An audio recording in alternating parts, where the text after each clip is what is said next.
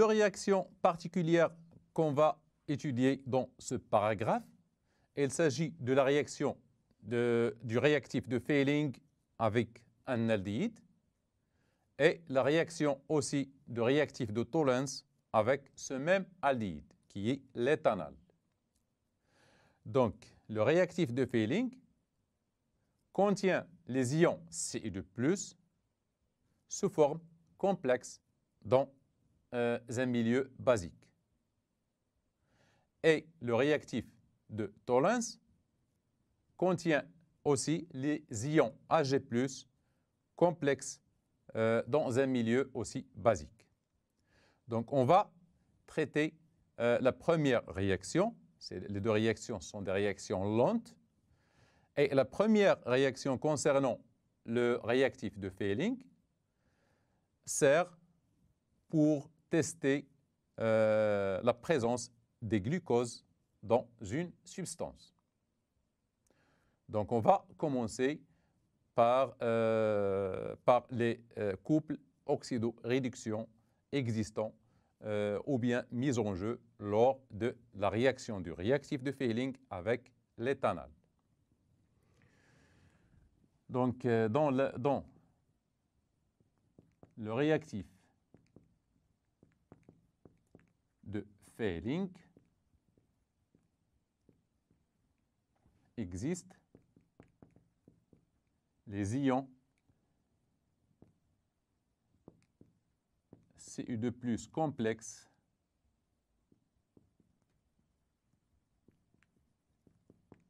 complexes en milieu basique.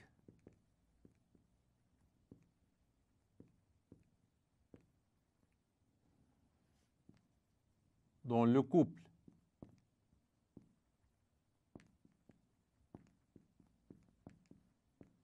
oxyde et Cu2+ complexe Cu2O, c'est-à-dire solide, c'est-à-dire l'oxyde de cuivre 1. Il y a deux cuivres, le cuivre 1 et le cuivre 2. C'est l'oxyde de cuivre 1. L'éthanol, donc le couple correspondant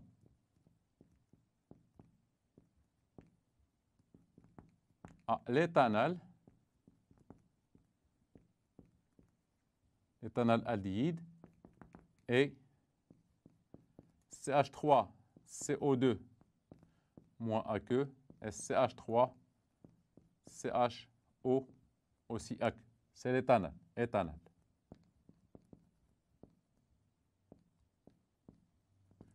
Les ions éthanoate. Ce sont les ions éthanoate. Donc, lors de la réaction, si on mélange les deux réactifs, c'est-à-dire le réactif de Fehling avec l'éthanol, avec un chauffage, on chauffe le mélange, on obtient un précipité qui a la couleur rouge brique, caractéristique de Cu2O. Donc, en chauffant le mélange, on obtient un précipité rouge brique, c'est-à-dire la couleur de brique, caractéristique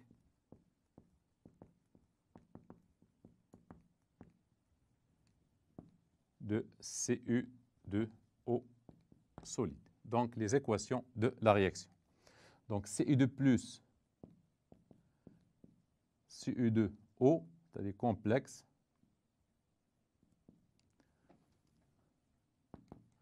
donc Cu2 plus complexe en milieu basique plus H au moins aqueux, donc donne Cu2, donc plus des électrons, donne Cu2O solide, bien sûr, plus H12. On équilibre cette équation. Donc ici, on a 2Cu, donc 2Cu de plus. Donc 2H, donc 2O. Donc ici 2O, 2H, donc plus 2 électrons.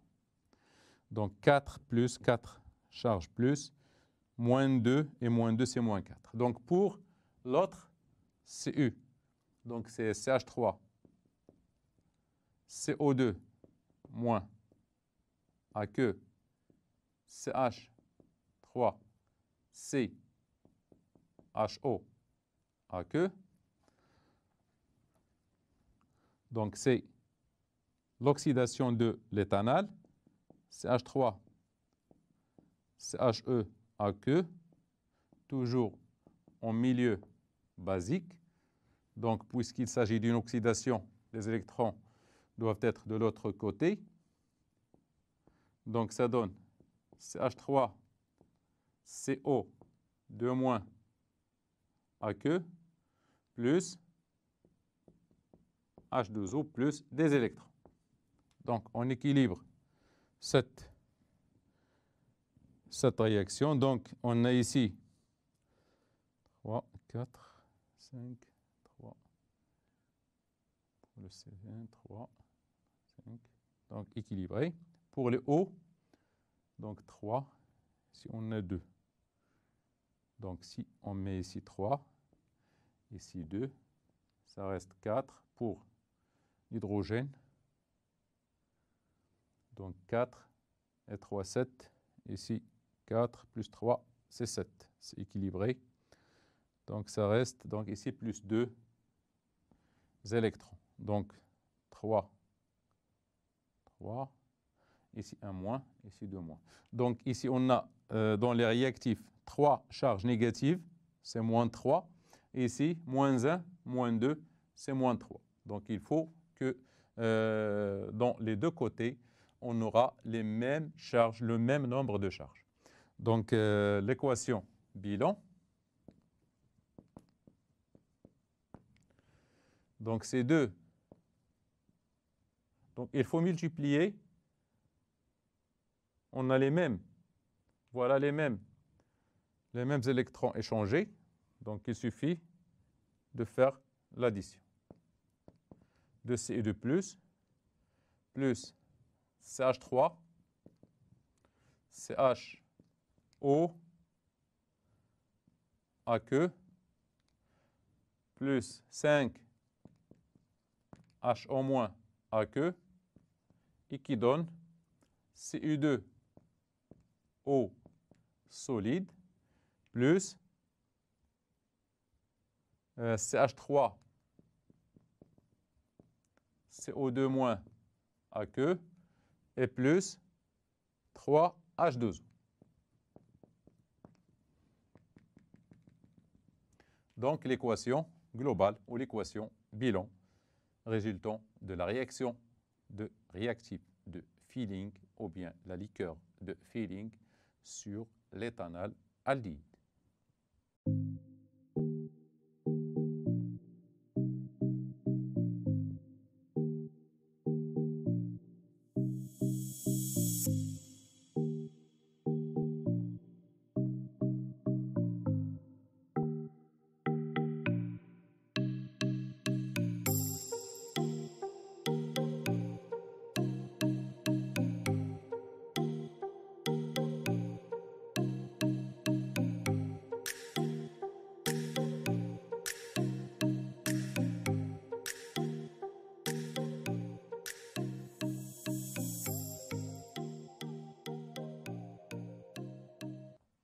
La deuxième réaction particulière, c'est la réaction du réactif de Tollens avec cet éthanol aldéhyde.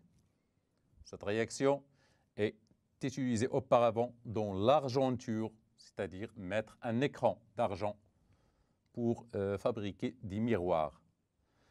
Donc, le réactif de Tollens contient, lui, l'ion Hg+, complexe. Donc, les deux couple redox mis en jeu dans cette réaction, c'est Hg plus Hg, et la réaction CH3, CO2-, CH3HO. Donc, Hg plus Ag solide. Donc, on a ici Ag plus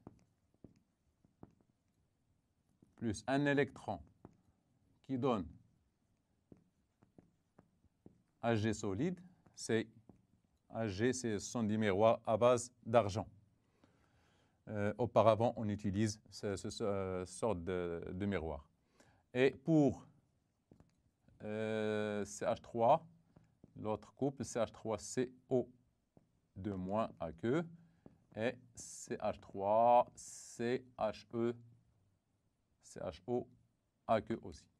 Donc, ça donne CH3, CHO, on a vu, plus 3, HO-, qui donne CH3, CO2- plus 2H2O liquide plus 2 électrons. Donc, il faut multiplier par 2. Donc, l'équation globale, bilan, nous donne donc 2Ag plus